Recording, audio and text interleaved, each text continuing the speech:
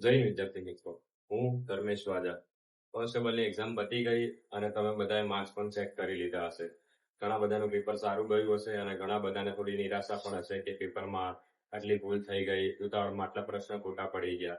એટલે એ બધું તમારે થયું હશે અને તમે ઓલમોસ્ટ બધા જ લોકોએ માર્ક્સ ચેક કરી લીધા હશે. હવે પેપર પત્યા પછી કન્ટિન્યુ યુટ્યુબ પર, ટેલિગ્રામ પર અને ઇન્સ્ટાગ્રામ ઉપર વિદ્યાર્થીઓના મિત્રોના મેસેજ આવતા હતા કે મેરિટ કેટલું અટકશે, કે મારે આટલા માર્ક્સ થાય છે, મેં માર્ક્સ ચેક કર્યા છે, તો આ સેફ સ્કોર છે કે નહીં, એ બધા પ્રશ્નો આવતા હતા. હવે આમાં કેવું છે કે આપણે મેરિટનો આમ પરફેક્ટ ગેસ ના કરી શકીએ કે મેરિટ આટલું જ આવવાનું છે, કે તમારું આટલું જ મેરિટ રહેશે, કાં તો આમાં તમે પાસ થઈ જશો કે નહીં થાવ. અમુક માર્ક્સમાં આપણે કહી શકીએ કે આ તમે 100% પાસ થશો અને અમુકમાં કહી શકીએ કે ના તમારું આટલા માર્ક્સ છે નહીં થાય. તો એ બંને વસ્તુ તો ક્લિયર છે. એકદમ ટોપમાં હશો તો તમે ફાઇનલ પાસ થવાના જ છો અને બોટમમાં હશો તો ફાઇનલ ફેલ થવાના છો. પણ જે બોર્ડર વાળા છે એ બધા બહુ વિચારમાં પડ્યા છે કે આટલામાં હું પાસ થઈશ કે નહીં, હું મેરિટમાં આવીશ કે નહીં. તે બધા ઘણા બધા પ્રશ્ન આવતા હતા.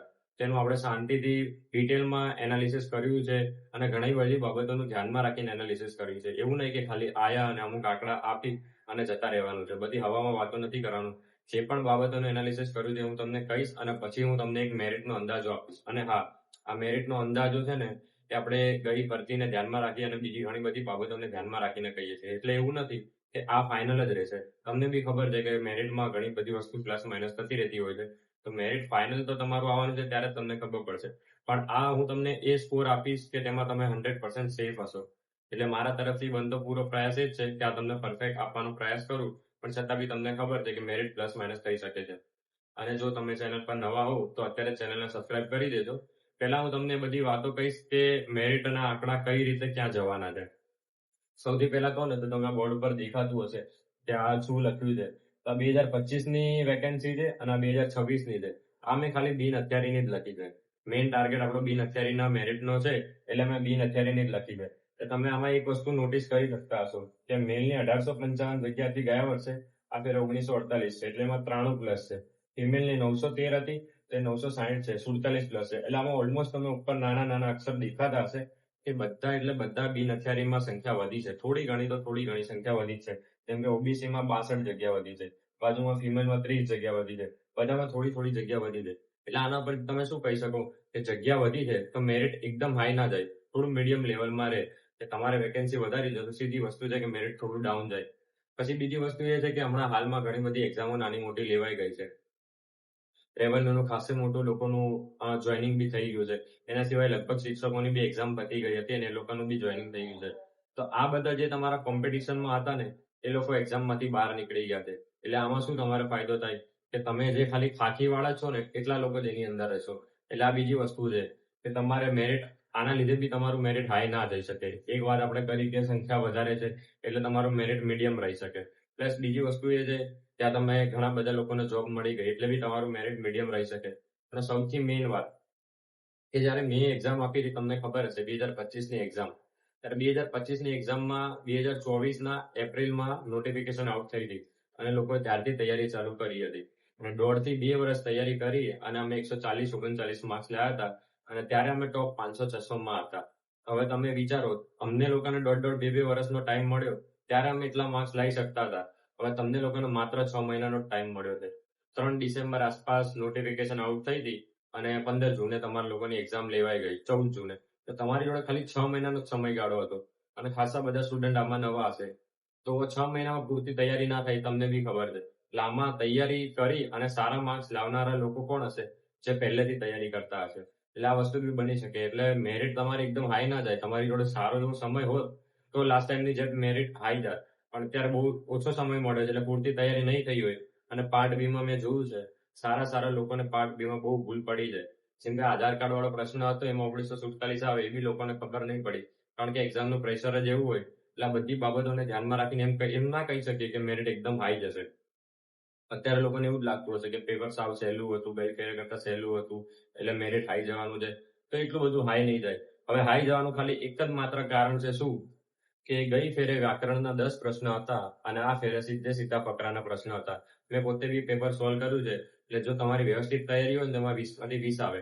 પણ આપણે માની લઈએ કે એવરેજ તૈયારી હતી તો 17-18 તો આવે જ. એટલે ઓલમોસ્ટ ગયા ફેરે કરતા તમારું મેરિટ છે ને 7 થી 8 માર્ક તો પ્લસ રહેવાનું જ છે. આ બધી બાબતોને કન્સિડર કરો ને છતાં પણ કારણ કે આપણને લાગે કે લોકોના માર્ક્સ નથી થતા, પણ ગુજરાતમાં એટલા બધા હોશિયાર લોકો બેઠા છે જે છેલ્લે માર્ક્સ લાવવાના છે. હવે હું તમને તમારા માર્ક્સનો અંદાજો કહીશ કે તમે આ કેટેગરીમાં છો તો આટલા માર્ક્સ સેફ છે, તો તમે જોઈ લેજો. પણ આ હજી એક વાત કહું છું કે આ કન્ફર્મ સ્કોર નથી. આની આસપાસ હોય તો સારા માર્ક્સ કહેવાય. અને આ +2 માઇનસ થઈ શકે કે ભાઈ મેં જે આંકડો આપ્યો છે એનાથી +2 બી જઈ શકે અને -2 બી જઈ શકે. એટલે આ વસ્તુ તમે ધ્યાનમાં રાખજો. હવે આપણે ડાયરેક્ટ મેરિટ ઉપર ચર્ચા કરીએ, કારણ કે તમને બહુ ઈચ્છા હશે કે મેરિટ શું છે. તો હું તમને એક બિન હથિયારીનું મેરિટ આપવાનો છું અને એક નોકરીનું આપવાનો છું. બિન હથિયારી, જેલ સિપાઈ, SRPF એમ 4 વસ્તુનું મેરિટ ના આપી શકું, પણ આ 2 વસ્તુનું તમને આપી દઈશ કે તમારું બિન હથિયારીમાં થશે કાં તો નોકરી મળશે. પછી તમારે જ્યારે બી માર્ક્સ આવે ત્યારે તમને ખબર પડી જશે. બિન હથિયારીમાં છે ને હું મેરિટ લખતો જઉં છું, એટલે તમે જોડે જોડે જોતા બી રહેજો. બિન હથિયારીમાં મેલનું 138 જઈ શકે એવું મને લાગે છે. કદાચ તમને વધારે બી લાગતું હશે, પણ મેં ઘણી બધી બાબતો ધ્યાનમાં રાખી અને આ આંકડો કીધો છે. પણ હજી બી કહું છું, આમાં +2 કાં તો -2 થઈ શકે છે. એટલે 138 લાગે છે મને મેલનું, જનરલ મેલનું. અને સામે ફિમેલમાં 118 અને EWSમાં 130 લાગે છે બિન હથિયારીનું, ફિમેલમાં 104, SCમાં 127 લાગે છે બિન હથિયારી અને 108 ફિમેલમાં, STમાં લાગે છે 107, ફિમેલમાં 85 અને OBC નું બધાને બહુ હોય છે, તો OBC નું કેટલું લાગે છે? તો મને 132-33 સમથિંગ લાગે છે અને ફિમેલમાં 111 આસપાસ. આ માર્ક્સ તમારા બિન હથિયારીના મેં કીધા છે. બિન હથિયારીમાં તમારા આટલા આજુબાજુ મેરિટ અટકી શકે, +2 કાં તો -2. પૂરેપૂરા ચાન્સ છે કે આ જ રહેશે. એવું નથી કે તો આ જ રહેશે, પણ અંદાજો એ રીતનો છે કે આ જ રહેશે. પણ છતાં બી આપણે આ વસ્તુ લખવી જરૂરી છે, કારણ કે શું, જેના ઓછા માર્ક્સ હતા એ વિદ્યાર્થીઓને મનદુખ બી ના થાય, કારણ કે ઘણી વખત એવું થતું હોય છે કે માર્ક્સ ઓછા છે એમને લાગે કે અમારું સિલેક્શન નહીં થાય. પણ એમાં તમારે શું ધ્યાન રાખવાનું છે કે આ ફેરે નહીં થતું, તો આવતી ફેરે એટલી મહેનત કરવાની કે તમારું ટોપમાં સિલેક્શન થાય. એમ તમારે હાર નહીં માની લેવાની. હવે હું તમને નોકરી માટેનું લાસ્ટ મેરિટ કહું છું કે આટલા માર્ક્સ હોય તો તમારે નોકરી મળી શકે એવા ચાન્સ ખરા.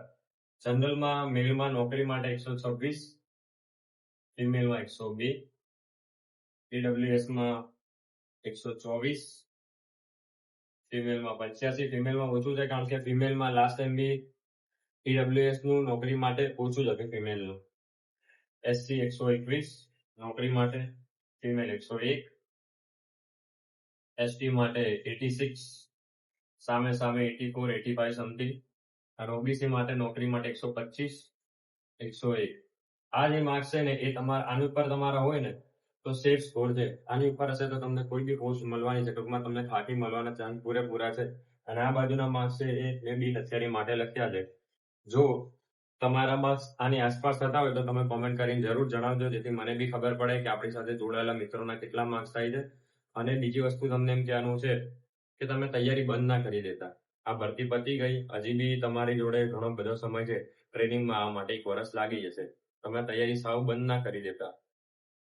આના પછીની કોઈ બી ભરતી આવે તો તમે એના માટે તૈયારી કરજો, જેનાથી શું થાય કે તમે કદાચ 1-2 માર્ક્સ માટે કે એના માટે રહી જાઓ તો આવતી ભરતી તમે સારી રીતે પાસ કરી શકો.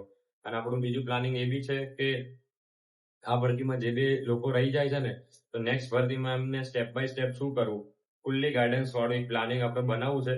પૂરતો સમય મળશે ટ્રેનિંગ માટે, એટલે એક આખો પ્લાનિંગ બનાવીશ, રોડમેપ, અને છેક સુધી હું તમારી જોડે જોડાયેલો રહીશ. આનાથી બી વધુ સમય તમને આપીશ અને પ્રોપર પ્લાનિંગ, ટેસ્ટ, આ તે બધું સમજાવીશ. એટલે એનો પ્લાન છે જે આપણે ભવિષ્યમાં સમય મળશે એ પ્રમાણે કરીશું. બાકી અત્યાર પૂરતું હાલમાં આપણે આટલી ચર્ચા કરી. તમે તમારા માર્ક્સ જણાવજો અને બીજા કોઈ બી પ્રશ્ન હોય તો કોમેન્ટમાં ખાસ કરીને કહેજો. બાકી મળીએ નેક્સ્ટ વિડીયોમાં. જય હિન્દ, જય ભારત.